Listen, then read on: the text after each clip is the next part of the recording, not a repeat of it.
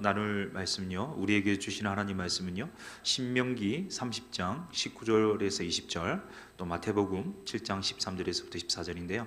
우리 앞에 나오니까 함께 천천히 합독을 하면 좋겠습니다. 우리 신명기 30장 19절 20절이고 또 마태복음 7장 13절 14절 말씀입니다. 함께 합독을 하겠습니다. 시작. 내가 오늘 하늘과 땅을 증거를 삼노라. 내가 생명과 사망과 복과 저주를 내 앞에 두었은즉 너와 내 자손이 살기 위하여 생명을 택하고 내 하나님 여호와를 사랑하고 그의 말씀을 청종하며 또 그를 의지하라.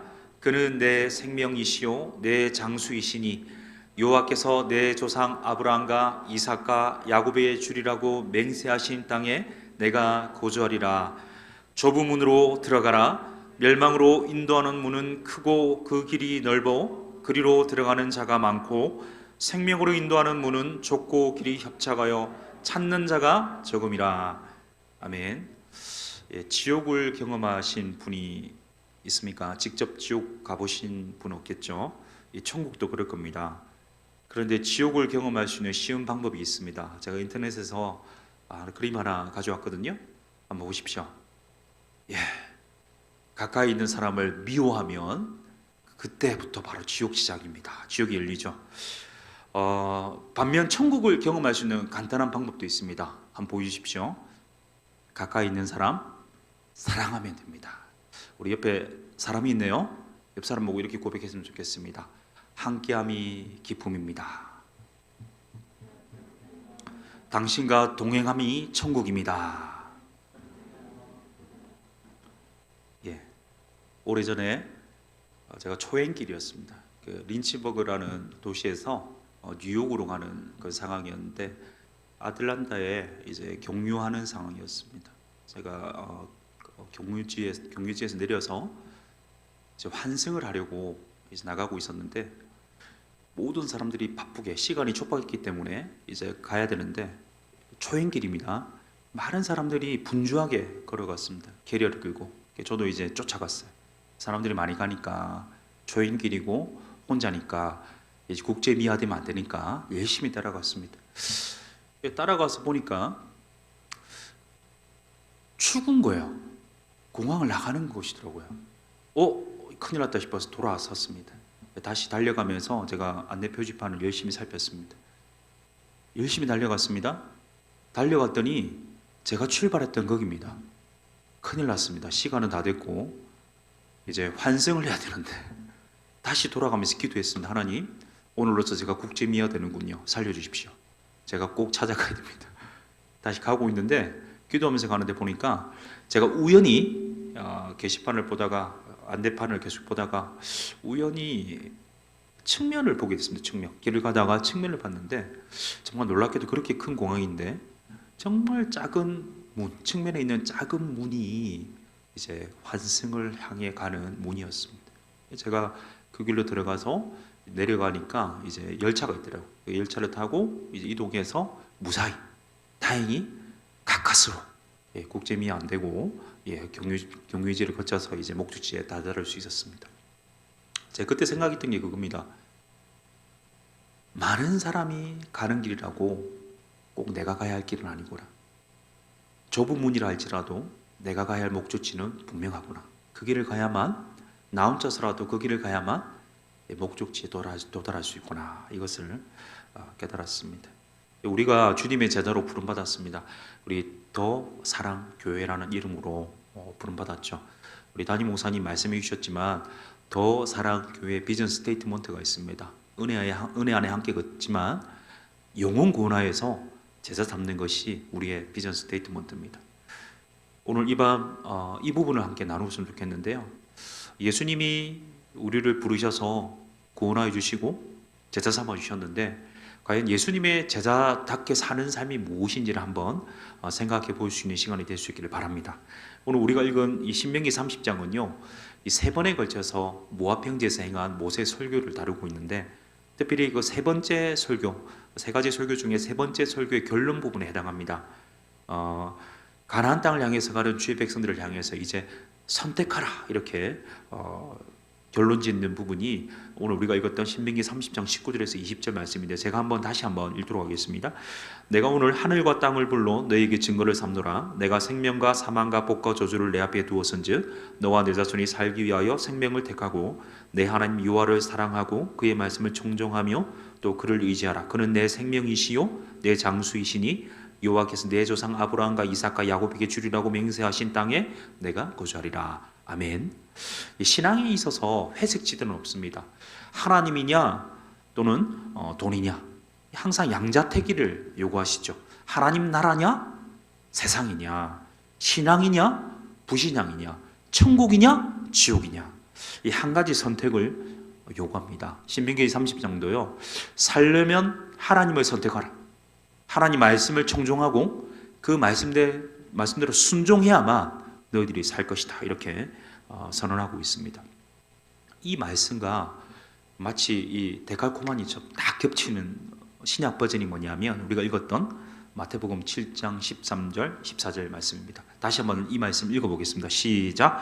좁은 문으로 들어가라. 멸망으로 인도하는 문은 크고 그 길이 넓어 그리로 들어가는 자가 많고 생명으로 인도하는 문은 좁고 길이 협착하여 찾는 자가 적음이라. 아멘. 여기서도 우리 주님은요 양자택일을 요청하고 있습니다. 좁은 문이냐 넓은 문이냐, 생명이냐 멸망이냐 택하라, 이렇게 말씀하고 있습니다. 이 마태복음 7장 13절과 14절은요 이 산상수훈의 결론부에 해당하는 13절부터 27절까지 전체 결론에 대한 서두라고 할 수 있겠습니다. 13절부터 27절까지 네 가지 대조가 나오고 있거든요. 그 첫 번째 대조가 우리가 읽었던 좁은 문이냐 넓은 문이냐인데, 이 흥미로운 점은요 이 구절들에서 반복되는 단어가 나오고 있는데 9번 반복되는 단어가 있습니다. 헬라어로 이 포이에오라는 단어인데 행하다라는 단어입니다. 결국 산상수훈을 가르치셨던 예수님께서 결론적으로 결론부에서 네 가지 대조를 말씀하시면서 실천적인 삶에 대해서 강조하시는 부분을 우리가 깨닫게 됩니다. 결국 내가 아는 것도 중요하지만 사는 것 굉장히 중요하다는 것을 말씀합니다. 이 신앙생활이라는 것이 들음에서 그치면 안 되고 들음과 행함 사이의 그 괴리를, 그 갭을 계속 줄여나가는 고투다. 그것이 신앙생활이다, 이렇게 말씀합니다. 결국 이 시대 예수님의 제대로 산다는 것은요 이 들은 대로 이제 행하는 것이 이제 예수님의 제자로 사는 것입니다. 신명기 30장도 마태복음 7장 우리가 읽었던 부분도 결국에는 말씀대로 행해야 된다. 선택하고 살아야 된다. 이렇게 우리에게 선언해 주십니다. 한때 리젠트 칼리지에서 후학을 양성했던 한스 보수마라는 신학자가 있습니다. 그분이 언젠가 아티클에 이제 마르다가 돌아왔다 이런 아티클을 쓴 적이 있는데, 이 교회는요 역사대대로 두 가지 영성이 항상 대두되고 있었어요. 한 가지 영성은 실천적인 삶을 강조하는 이 마르다의 영성입니다. 한 가지 영성은 예수님 발치에 머무르고 잠잠히 예수님 말씀을 듣는 마리아의 영성입니다. 그래서 여기서 비롯된 수도원들이 있습니다. 하나는 활동 수도에 해서 액티브 오더라는 이런 수도에는 마르다의 영성을 추구하고요. 또 컨티블레이티브 오더라고 해서 관상 수도에는 이 마리아의 영성을 강조했습니다. 사실 코로나19 팬데믹 상황에서는요 우리에게 뭘 요구하시냐면 다른 거 다 내려놓아라. 벌렸던 사업들 내려놓아라.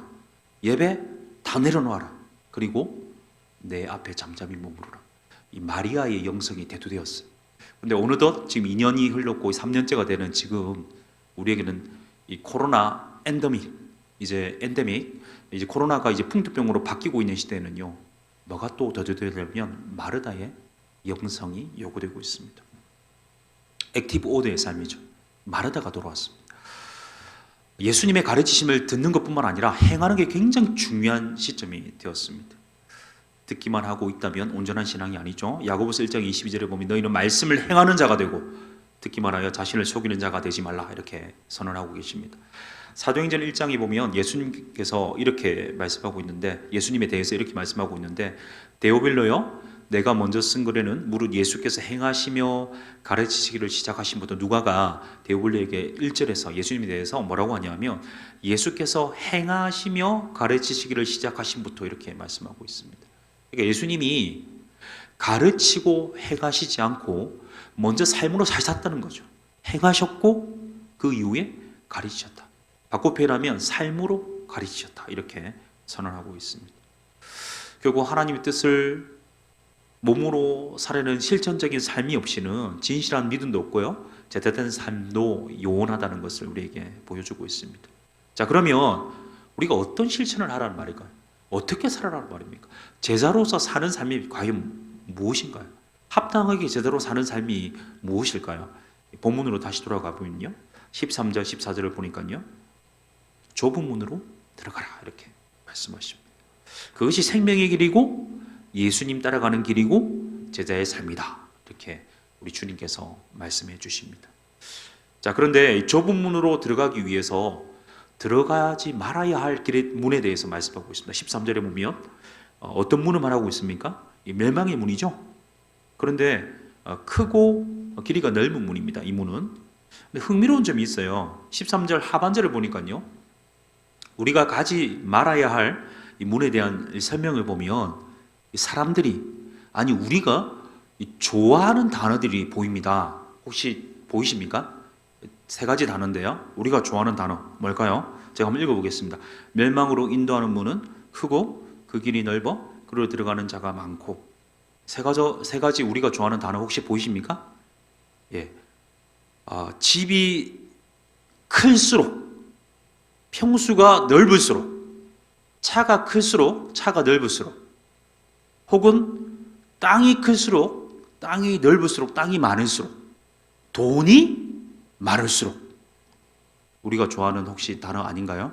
예, 크다, 넓다, 많다라는 단어가 반복되고 있습니다. 이 시대의 함정이 무엇이냐? 안락주의, 기회주의, 편의주의, 세속주의, 인본주의, 자본주의입니다. 목적 없는 행복 추구를 요구합니다. 소확행이 삶의 가치 축도가 되었습니다.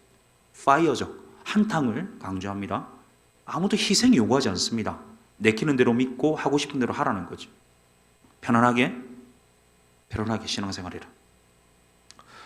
이걸 가리켜서 디트리프 보네퍼 목사님은요, 값싼 은혜라고 표현했습니다. 이 값싼 은혜가 우리 교회의 원수다 이렇게 선언했습니다. 잠언 14장 12절은요, 어떤 길은 사람이 보기에 바르나 필경은 사망의 길이다 이렇게 선언합니다. 이 모두가 가고자 하는 길은요, 넓은 길이에요. 널찍합니다. 크고요, 또 많이 갑니다. 그런데 그 길은 필경 멸망의 길입니다. 모두가 가려하지만 다수가 선택하지만 필경 사망의 길이죠. 자, 그런데 우리가 예수님이 제대로 산다는 것은 14절 보시면 14절을 선택하는 것입니다. 우리 한번 읽겠습니다. 시작. 생명으로 인도하는 문은 좁고 길이 협착하여 찾는 자가 적음이라. 아멘. 멋진 보상을 먼저 제공하죠. 생명을 주신다는 거죠. 그런데 문제는 뭐냐면 우리가 싫어하는 단어들이 나열된다는 거예요. 어떤 단어입니까? 좁고요, 협착하고요, 찾는 적다 이 단어입니다. 저는 제가 몸이 조금 커서 그런지 잠자리가 좁으면 굉장히 피곤합니다. 차가 협착하면 고통스럽습니다. 음식이 적으면 괴롭습니다. 저만 그런지 모르겠는데 모두가 좁은 것, 협착한 것, 적은 것 싫어하죠. 그럼에도 우리가 선택해야 될 게 뭐라고요? 좁은 것, 협착한 것, 적은 것입니다. 좁다라는 단어를 원어로 보니까 불안하다, 공경에 처하다. 협착하다라는 것을 원어로 보니까 하드, 영어로 하드인데 이 구절에서는요, 억제되다, 강요되다. 정리하자면 억압되고 학대받고 괴롭힘 받는다 이런 의미입니다. 다른 사람으로부터 고통받는 삶이 뭐냐? 좁고 협착하다라는 단어의 뜻입니다. 결론적으로 예수님의 제자가 된다는 것은요, 좁은 문으로 간다는 것은요, 이 오해와 거부와 이 박해를 수반한다는 말입니다. 그리스도를 따르는 길은 생명이 보장되어 있습니다. 그런데 뭐가 따른다고요? 필연적으로 그 가정 속에는 끊임없는 고난이, 끊임없는 박해가, 끊임없는 어려움이 수반된다는 사실이죠. 우리가 예수님 닮아가는 제자이지 않습니까? 그런데 예수님의 이 삶을 한번 반추해 보시면요, 예수님이 영광스럽게 보내신 날은 적습니다. 무슨 말인가 하니 부활의 영광 받으셨고 승리하셨지만 그 전의 삶은요, 이 고난의 연속입니다. 어렵고 힘든 길, 외로운 길 가셨죠. 가장 결정적일 때, 가장 필요할 때 제자들은 배반했고 예수님 홀로 두고 도망했습니다. 또 심지어 하나님조차도 예수님 떠난 것처럼 느껴지는 그런 절망적인 상황을 경험하셨어요. 예수님의 길을 따랐던 사도 바울은 어떻습니까? 사도 바울의 고백이 디모데후서에 나오는데 인생의 말년에, 젊었을 때가 아닙니다. 인생의 말년입니다. 그때 뭐라고 고백하냐면 다 떠나고 누가만 내 옆에 남아있다, 이렇게 고백하고 있습니다. 이 대중적인 찬사를 받지도 못해요.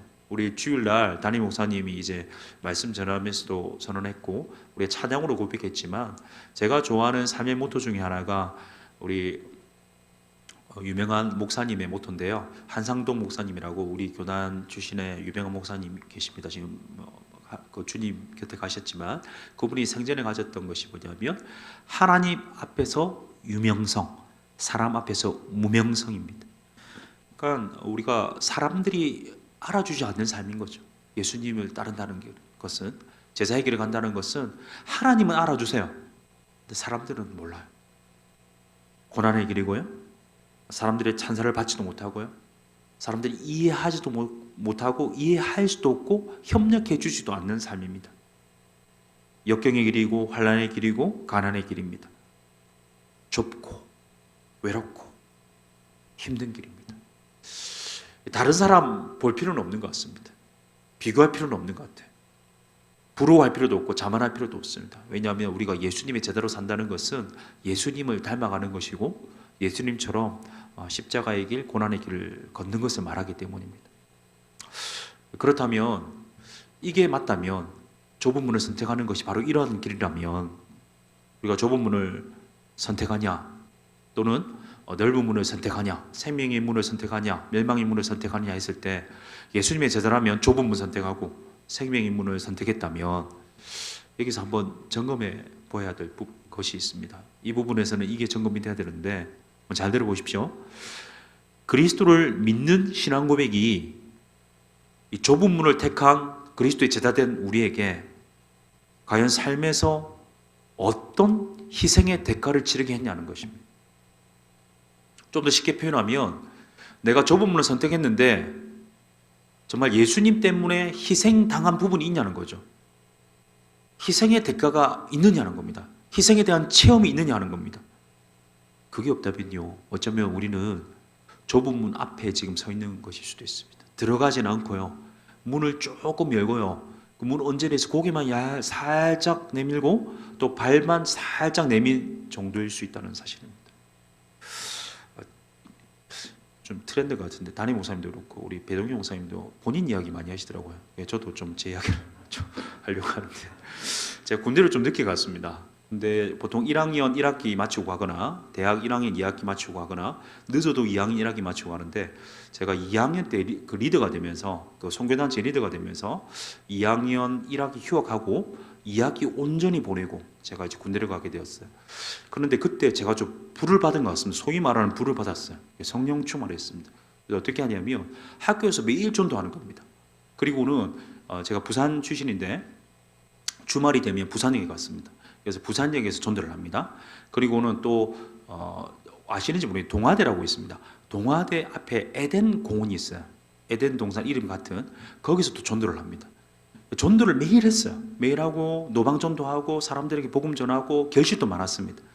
심지어 부산역에서 전도할 때는 가출 청소년, 서울에서 내려온 가출 청소년 4명을 제가 그때 돈도 많이 없었는데 이상하게 그 친구들 불러가지고 햄버거 사 먹으면서 차비까지 제가 내주면서 다시 돌려보냈습니다. 그래서 그 당시에는 삐삐가 있었거든요. 너무 오래됐습니까? 삐삐였는데 그 가출한 친구가 집에 도착했다고 형 감사해요 하면서 삐삐가 왔더라고요. 굉장히 좀 강개무량하고 그랬던 적이 있는데, 제가 군대를 가기 위해서 어떤 좀 하나님 마음을 주셨냐면 군 선교사로 가야 되겠다 이런 마음을 주셨어요. 근데 육군으로 그냥 일반적인 육군을 가는데 군 선교사로 가야겠다는 그 1년만으로 매일 밤마다 하루에 2시간씩 기도했습니다. 지금 하라 못하겠는데 군대를 위해서 2시간씩 기도했어요. 하루에 2시간씩. 1년을 그렇게 기도했습니다. 아마 군대를 위해서 그렇게 기도한 사람은 아마 그렇게 많지는 않은 것 같습니다. 저는 그렇게 기도했습니다. 그리고 자대 배치를 받았는데 이야기를 하려면 너무 많기 때문에 아마 설교를 내려놓고 그 이야기만 해도 시간이 모자랄 것 같습니다. 그래서 내려놓고 딱 한 가지만 이야기하면, 제가 자대를 어디 배치 받았냐면 파주에 특수여단의 전차 부대에 이제 그 배치를 받았습니다. 거기는 한 60명 정도 이제 생활하는 곳이었는데, 그 속에서 이제 제가 자원을 했어요. 중대 군종을 자원했습니다. 그건 뭐냐면 자기 보직 생활을 다 하면서 시간 짬을 내서 여가 시간을 이용해서 이제 복음을 전할 수 있는 기회를 얻는 건데요. 제가 이불로 자체에서 나는 복음을 전하기 왔으니까 나를 희생해야 되겠다 생각했습니다. 군대에서 혹시 군인들이 가지는 세 가지 소원 혹시 뭔지 아십니까? 조금 다를 수는 있는데 그때는 세 가지 소원 이겁니다. 첫 번째, 저녁 빨리 하는 거. 두 번째, 휴가 가는 것. 세 번째는 뭐냐면 잠 좀 많이 자는 겁니다. 근데 잠이 그렇게 부족합니다. 계속 자도 부족하는데, 왜냐하면 중간에 끝까지 자지 못하고 초병이라는 걸 써야 되는데, 보초를 써야 되는데 최소 보초는 1시간 반 이상을 쓰기 때문에 일어나서 준비하고 또 끝나고 또 보고하고 또 정리하고 자야 되기 때문에 최소 한 2시간 반에 3시간을 소요를 해야 됩니다. 그러니까 8시간이 자는 시간이지만 실제로 자는 시간은 5시간 채 못 자는 거죠. 잠이 부족한데, 제가 중대군종이지 않습니까? 어떻게 했냐면 제가 자체에서 제가 초병을 새벽 2시나 갔다 오면 그 다음 이제 그 동료들이 초병을 나가면 제가 그 초병들을 위해서 커피를 탑니다. 그리고 따뜻한 커피를 타고 초코파이를 준비해서 가는 거죠. 신고하고 가서 그 초병 쓰는 사람들하고 이야기를 합니다. 이야기를 하고 맛있는 걸 대접하면서 때로는 복음도 전하고 상담도 듣고 뭐 이런 생활을 했습니다. 그것뿐만 아니라 하여튼 숱하게 좀 제가 생각해도 너무 열심히 했다 할 정도로 좀 희생적인 좀 삶을 살았던 것 같아요. 자, 그리고 나서 이제 전역을 했습니다. 그리고 제가 이 서현 드림센터에서 어느 날 이제 주일이었는데요. 예배하고 이제 집에 가는 길이었어요. 근데 이제 문자가 왔어요. 문자가 어떤 문자가 왔냐면 군대 후임이라고 문자가 왔어요. 저는 스팸인 줄 알았습니다. 왜냐면 아까 제가 말씀드린 것처럼 그 당시에는 삐삐밖에 없었고 삐삐를 나눈 적이 없거든요. 제 번호를.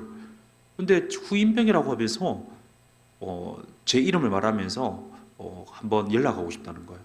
저는 스팸인 줄 알고 내려놨다가 이상하게 좀 연락을 해봐야 되겠다는 생각이 들었습니다. 주일 밤에 제가 집에 도착해가지고 전화를 해봤어요. 전화를 하고는 아까 제가 스팸인 줄 알았다고 했지 않습니까? 물어봤습니다. 부대 어디 나왔냐고, 어디 이름 말해라고, 부대가 어떻게 생겼냐 이렇게 꼬치꼬치 물었더니 맞더라고요. 저는 신기했죠. 어떻게 이게 지금 정말 오래됐거든요. 근데 어떻게 제 번호를 알았냐 물어보니까 코로나 확진이 걸려서 이분이 코로나 확진에 걸려 제 후임병인데요. 확진에 걸려서 이제 집에 있는데 갑자기 마음에 김세훈 그 병장님한테 연락을 해봐야 되겠다라는 생각이 들더래요. 김세훈 병장님이 중대군종이었었는데 그분이라면 지금쯤 목사가 되었을 거고 내가 한번 인터넷 찾아봐야 되겠다 싶은 거죠. 그래서 유튜브를 뒤져봤대요. 죄송합니다. 유튜브를 뒤져보니까 저도 몰랐는데 제 설교가 나왔대요. 저도 몰랐거든요. 설교가 나와가지고 설교를 들었는데 제가 어떻게 저를 알아봤냐 이랬더니 똑같은데요 이렇게 하더라고요. 그래서 제가 안 똑같은데 멋있었는데 옛날에 어쨌든 똑같다고 해서 놀랬고, 어쨌든 그래서 설교를 듣고 저한테 이제 연락을 해보려고 그 설교가 나온 유튜브 채널에 보니까 교회가 있어서 그 교회에 연락을 했다고 합니다.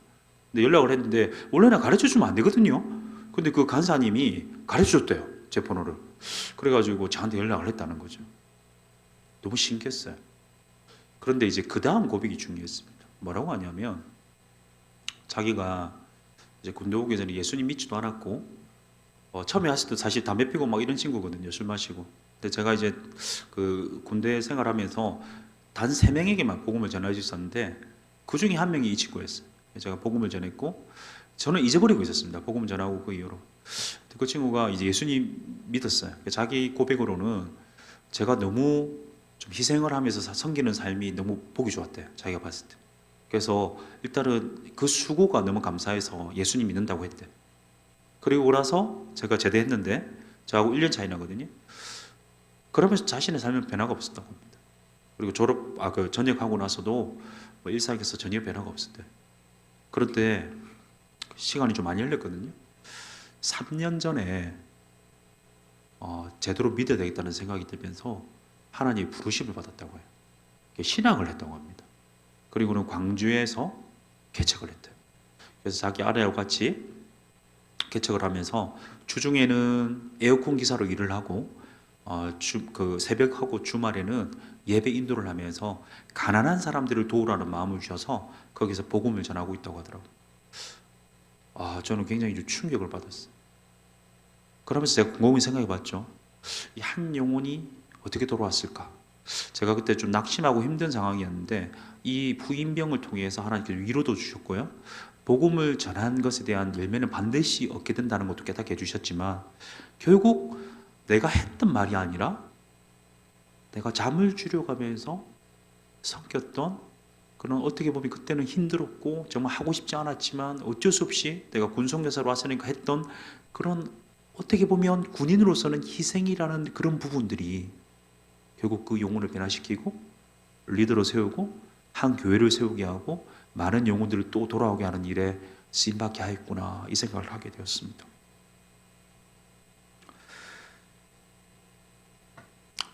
사랑하는 성도님 여러분, 여러분은 그리스도를 믿는 신앙 고백이 좁은 문을 택한 그리스도의 제자됨이 어떤 희생을 치르게 했습니까? 물론 여기 와 있는 것조차 희생일 수 있겠습니다. 그런데 제가 말씀을 준비하면서 기도하는데 하나님께서 고린도서 15장 31절 말씀을 생각나게 했습니다. 제가 한번 읽어보겠습니다. 형제들아, 내가 그리스도 예수 우리 주 안에서 가진 바 너희에 대한 나의 자랑을 두고 단언하노니 나는 날마다 죽노라. 나는 날마다 죽노라. 나는 날마다 죽노라. 진짜 그렇다는 생각을 했습니다. 내가 날마다 죽어야 내 안에 그리스도가 사는 거죠. 내 삶에서, 부부 관계에서, 또 다른 사람과의 관계에서, 혹은 다락방에서 문자 그대로 죽어야 됩니다. 그렇게 죽어야 예수님 안에 생명을 얻는 거죠. 이 척을 죽여야 합니다. 믿음 있는 척, 교양 있는 척, 봉사하는 척, 기도하는 척, 신앙생활 잘하는 척, 오히려 적을 두어야 됩니다. 예수 그리스도의 십자가의 적을 두어야 되고요. 예수님의 그 죽음에, 십자가의 죽음에 그 적을 두어야 됩니다. 저는요, 우리 교회 다락방 리더들을 순장이라고 하는데 이 뜻을 저는 알고 있습니다. 새싹, 우리 그 한글 언어로 새싹이라는 순의 대표, 그런 의미로 순장이라고 하는데 영혼의 생명의 열매를 틔운다는 뜻으로 제가 알고 있습니다. 근데 제가 이제 순장님 부르면서요, 제가 갑자기 떠오르는 단어가 있었습니다. 제가 한번 그 사전을 찾았거든요. 읽어드리겠습니다. 순장, 고대의 왕이나 귀족 등 고위층이 사망하였을 경우 처자와 노비를 장례식에서 함께 매장하던 일이다. 왕이 죽을 경우 그 수하의 시녀나 내간을 함께 매장하기도 했다. 순장되는 사람들은 스스로의 의지에 따라 택하는 경우도 있었지만 대부분은 강제적으로 이루어진 것으로 보인다. 순장, 주인과 함께 죽는 겁니다. 나는 날마다 죽노라. 다른 사람이 아니라, 순장님들이 아니라 제가 순장되어야 함을 깨닫습니다. 모든 세상적 가치와 옛사람의 모든 모습들이 예수님과 함께 십자가에 못 박혀야 합니다. 그래야 삽니다. 제가 데이비드 플레이의 책을 오랜만에 꺼내 읽었는데 팔로미라는 책인데요, 그 첫 번째 문장이 뭔지 아십니까? 예수님이 우리를 부르신 것은 우리 보고 죽으라고 부르셨다. 주님이 우리를 부르신 것은 우리가 죽으라고 부르셨다. 나는 날마다 죽노라. 우리가 죽어야 됩니다. 그래야 주님 사십니다. 마태복음 7장 21절, 나더러 주여 주여 하는 자마다 다 천국에 들어갈 것이 아니오 다만 하늘에 계신 내 아버지 뜻대로 행하는 자라야 들어가리라. 좁은 문으로 들어가시길 바랍니다. 머리로서 고백하는 신앙이 아니라 삶으로 나는 날마다 죽노라. 죽는 고백이 있는 실천의 삶을 살아가는 신앙이 있기를 바랍니다. 그래서 희생의 대가 있기를 바랍니다. 생명 주시는, 다시 살게 해주시는, 좁고 협착하고 좁은 문으로 걸어가게 하시지만 혼자 두는 것이 아니라 우리와 함께 하시고 또 더 사랑교회라는 이 공동체를 주셔서 예수님의 제자로 살아가시는 그 주님과 함께 날마다 죽음으로 그리스도 예수 안에서 살아가는 우리 모두 될 수 있기를 예수님의 이름으로 축복합니다. 우리 함께